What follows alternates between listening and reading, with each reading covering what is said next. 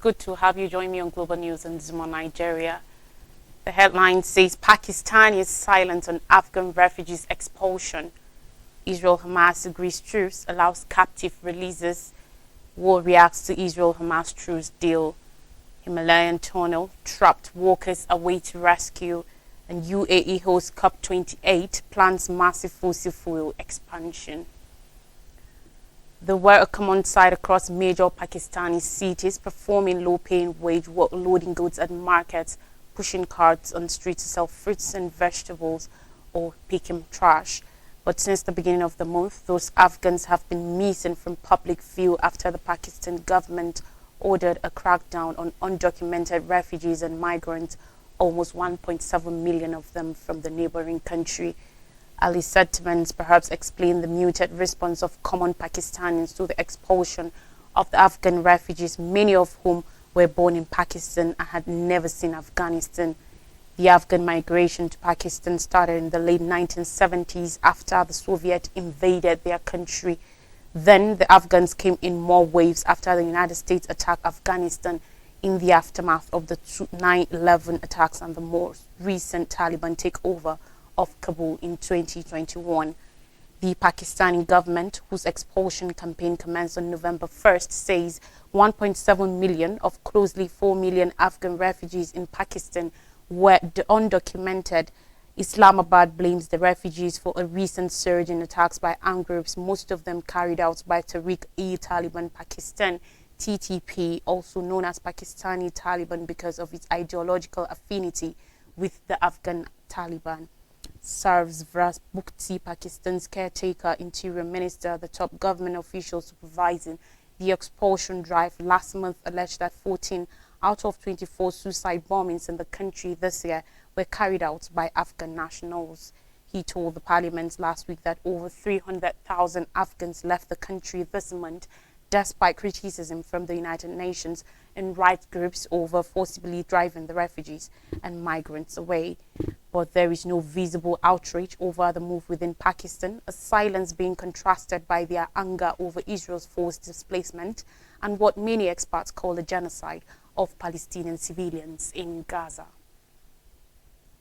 On Israel-Gaza conflict, Israel and Hamas have agreed to a temporary halt in the war that will allow the release of about 50 people who have been held captive in Gaza since the Hamas armed group stormed southern Israel on October 7th in exchange for Palestinians held in Israeli jails. The Israeli cabinet supported the agreement after talks on a Qatar-mediated deal that continued into the early hours of Wednesday morning, with Israeli media reporting heated exchanges between ministers of Prime Minister Benjamin Netanyahu's government. Only 3 of the 38 members of the cabinet voted against the truce in the end. National Security Minister Itamar Ben-Gvir and 2 other members of his far-right political party. The Prime Minister's office said the deal will require Hamas to release at least 50 women and children during a 4-day truce. For every additional 10 hostages released, the hold will be extended by a day, it said, without mentioning the release of Palestinian prisoners in exchange. In a brief statement, Israel's government is committed to return all the hostages home. Tonight, it approved the proposed deal as the first stage to achieving this very goal. Hamas, which controls Gaza, also released a statement confirming that 50 women and children held in the territory will be freed in exchange for Israel releasing 150 Palestinian women and children from Israeli jails. It said that Israel will also stop all military actions in Gaza and that hundreds of trucks carrying humanitarian, medical and fuel aid will be allowed into the territory. The accord is the first truce of a war in which Israel has flattened vast swaths of Gaza, which is home to about 2.3 million people. Palestinian officials said at least 14,100 people have been killed, while the United Nations says about 1.7 million people have been forced from their homes. Hamas killed at least 1,200 people in its attack on Israel. Officials from Qatar, the United States, Israel and Hamas have for days been suggesting a deal was imminent. In a statement issued later, Qatar confirmed the success of mediation efforts, which also involve Egypt and the United States, and confirmed the broad parameters of this very agreement. Still on Israel-Gaza war, Israel and Hamas have agreed to a 4-day truce mediated by Qatar that will see the release of 50 women and children held captive in Gaza in the exchange of 150 Palestinian women and children held in Israeli jails. On Wednesday, the deal was announced and the starting time is expected to be confirmed within 24 hours, according to a statement from Qatar. The agreement also includes desperately required humanitarian aid for the people of Gaza following weeks of relentless Israeli attacks that have killed over 14,100 people, including 5,600 children, and forced about 1.7 million from their homes. Around 1,200 people were killed in Hamas's attack on Israel. Here are some reactions to the very announcement. Ursula von der Leyen, President of the European Commission, welcomed the agreement reached between Israel and Hamas on the release of the 50 hostages and a pause in hostilities in Gaza. Human Rights Watch Israel and Palestine Director Omar Shakir, following the mass atrocities of recent weeks, today's agreement is welcome. Hostage-taking and blocking of life-saving aid are war crimes that are never justified. Human beings are not bargaining chips. Ceasefire or not, unlawful attacks should cease once and for all. Secretary of the Executive Committee of the Palestine Liberation Organization, PLO, Hussein El-Sheikh, released a statement saying President Mahmoud Abbas and the leadership welcome the humanitarian truce agreement, appreciate the Egyptian-Qatari effort that has been exerted. The PLO called for a comprehensive cessation of the Israeli aggression against the Palestinian people. The statement further reiterated the need for humanitarian aid and the implementation of a political solution based on an international legitimacy that leads to the end of the occupation and the achievement of the Palestinian people's freedom, independence and sovereignty. Qatar's Prime Minister Mohammed bin Abdulrahman Al Thani wrote on X that the Gulf state hoped that a deal would establish a comprehensive and sustainable agreement that will put an end to the war and the bloodshed and lead to serious talks for a comprehensive and just peace process. In a statement, U.S. President Joe Biden said he welcomed the deal and thanked Qatar and Egypt for their efforts to secure an agreement. Secretary of State Antony Blinken replied to the statement of President Biden with his own post, applauding the role of the U.S. in this very deal. Chuck Schumer, who leads the Senate in the United States, said he was pleased and relieved that 50 captives will soon be returning to their families. He also said it was a positive development that the pause in fighting would allow additional humanitarian assistance into Gaza for the millions of innocent Palestinians who have nothing to do with Hamas, and said the Senate will continue working to pass additional humanitarian assistance for innocent Palestinians and make sure that Israel has the aid it needs to defend itself, to ensure Hamas can never again pose such a threat to Israel. Moving away from Israel-Gaza conflict now, the first images of tons of men stuck inside a collapsed Himalayan tunnel have appeared as a difficult and frustrating operation to free them enters its 10th day.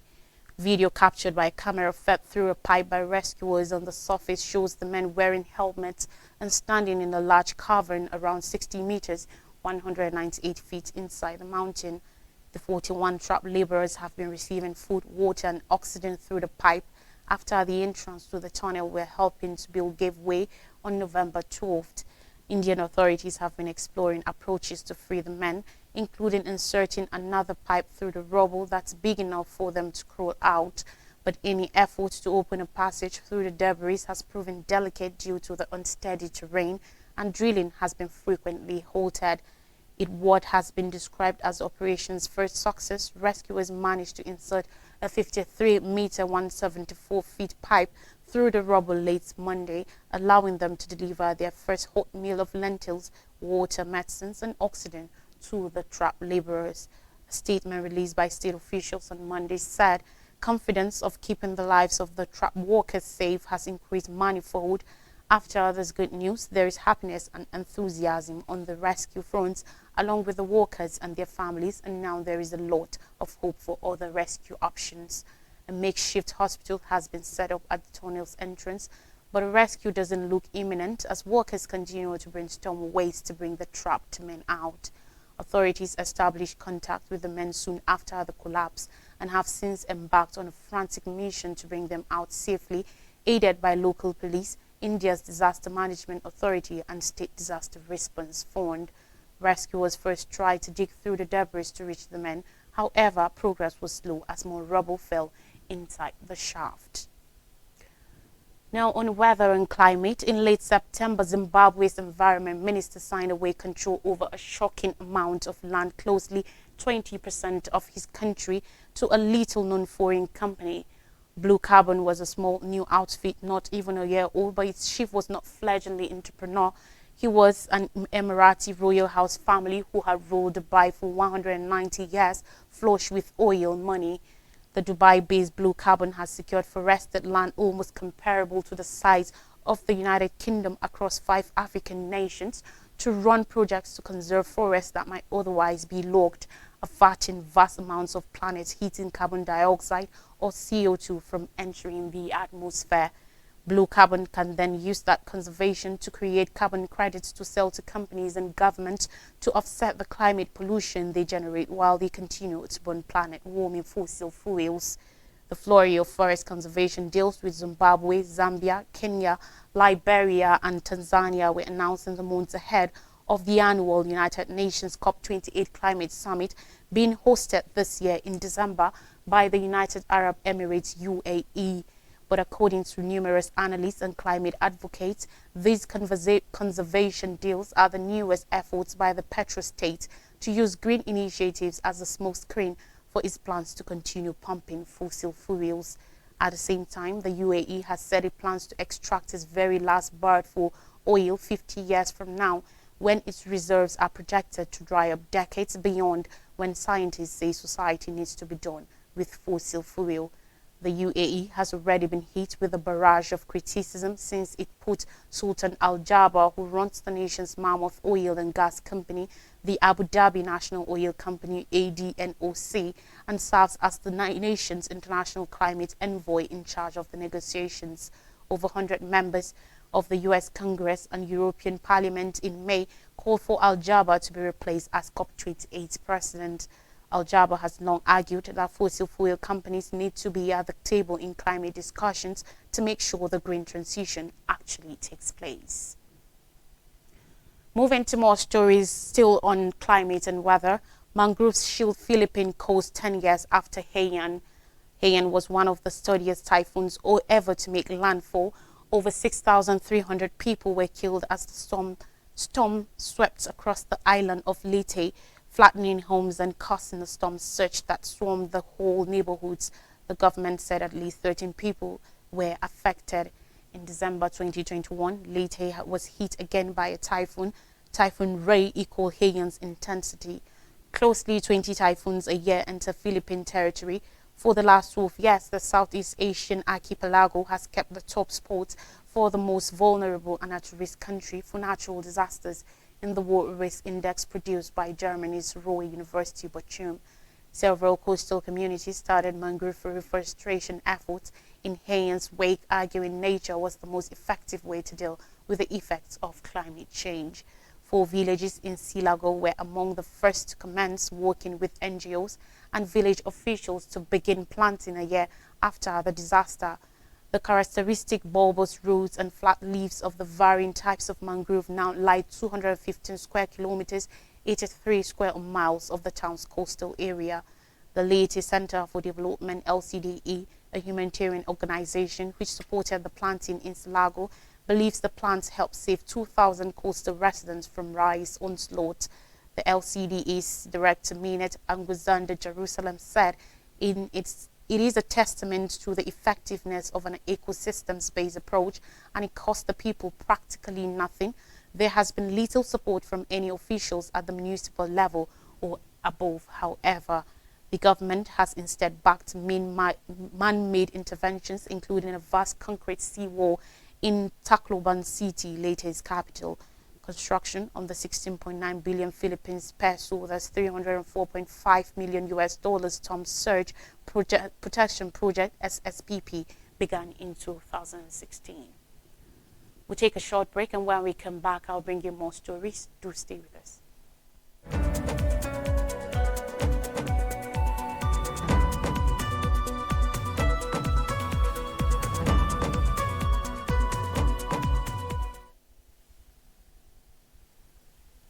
welcome back. In Nigerian scenes, beginning with the Senate, uproar in Senate over leadership positions. There was an uproar in Senate yesterday following the Senate President Godswill Akpabio's announcement of two minority leaders. The seats of the Senate Minority Leader and Minority Whip became vacant after the Court of Appeal sacked the former occupants, Senator Simon Davo Muadkon, PDP Plateau North, and Darlington Ukocha, LP Abia Central, respectively. The court nullified this election of Muadkon and ordered a rerun, while Ukocha was removed as Augustine Bundu of the PDP was declared as the authentic winner of the 25th February election in the senatorial district. Last week, the PDP senators held an emergency crucial meeting on the replacement for the principal positions of Senate Minority Leader and Minority Whip. Senator Garba Maidoki, PDP Bauchi, said after the closed-door meeting, the opposition lawmakers settled for the North Central geopolitical zone to produce the Minority Leader.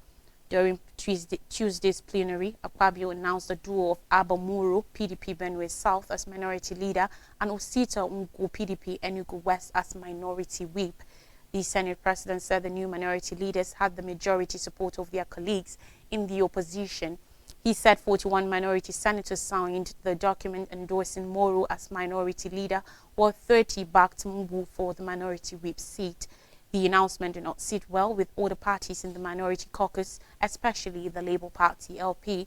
Senator Okechukwu Ezie, LP Enugu North, raising a point of order, protested the absence of his party in the minority leadership, describing the arrangement as an injustice against other minority parties. The Senate, after that, degenerated into a rowdy session with LP lawmakers rejecting their party's exclusion in the minority leadership. Amid the uproar, Senator Tony Onwoyi, LP Anambra North, accused Akpabio of picking minority leaders for the opposition parties. After some few minutes of rowdy session, the Senate President addressed the opposition lawmakers and discharged the claim of his interfering in the affairs of the opposition. He said he only announced the names forwarded to him by the opposition caucus and that it will be unfair not to respect the voice of the majority. He therefore urged the opposition caucus to always put their house in order before forwarding any name to him. Now, FG withdraws 1,633 minerals licenses. On Tuesday, federal government through the Ministry of Solid Minerals cautioned illegal miners to cease from their economic damaging activities and revoked 1,633 licenses of defaulters. It noted that the decisions were noble aims of the current administration to sanitize the solid minerals sector and position the industry for international competitiveness. Dr. Oladele Alake, Minister of Solid Minerals Development, revealed this in Abuja at the press briefing, said it was indeed very unacceptable for corporate bodies making huge profits from mining to refuse to give the government its due by failing to pay their annual service fee. He said that it was indeed a reasonable conjecture that such a company will even be more unwilling to pay royalties and honor its tax obligations to the government, adding that the amount the companies were being asked to pay is peanuts compared to their own revenue projections.